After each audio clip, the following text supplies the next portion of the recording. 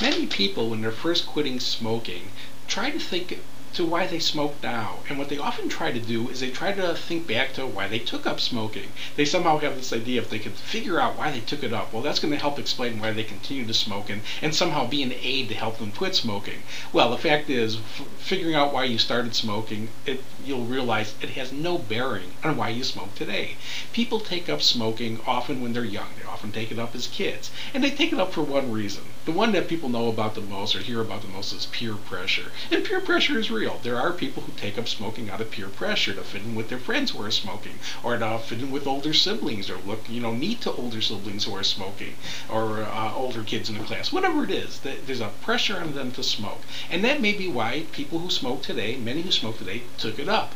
But come on, when you're dealing with adults now, most adults are in situations where they don't have peer pressure. Oh, there's a few countries in the world where smoking is still real prevalent in adult populations, and where it's almost expected to smoke by certain people. But there's a whole lot of the world now where this isn't the case, where people are the only smokers they know. None of their family smoke. None of their friends smoke. No one knows they smoke. They're closet smokers. There's a lot of closet smokers in the world today because they're embarrassed that they smoke and they don't want anyone to know they're doing it.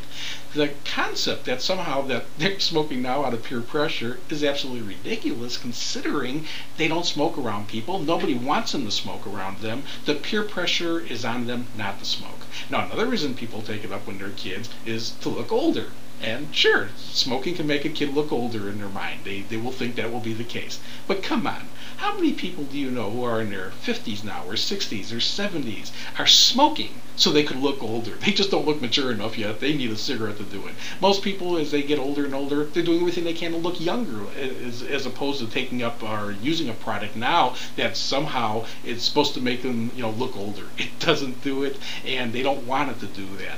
The last reason they take it up, and again, usually as kids, is a rebelliousness. You get to a certain age where your parents have been telling you not to smoke, your teachers told you not to smoke, your doctors may have told you not to smoke. You got all these authority figures telling you not to smoke, and you don't want to be told by anyone what you can and can't do. So people take up smoking. But again, I know when I get people in smoking clinics who are in their 50s now, they're in their 60s, they're in their 70s. They're not smoking today so they can snub their nose at their, 70 or 80 or 90-year-old parents and say, you see, you can't stop me. I can still smoke. Yeah, it may have been the reason they took it up, but the reason they continued was they became drug addicts.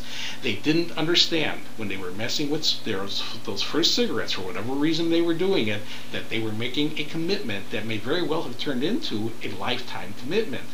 The way to break away from it, no matter what the reason you started is, the way to break away from this addiction is simply to make a commitment now and to stick with that commitment to never take another puff.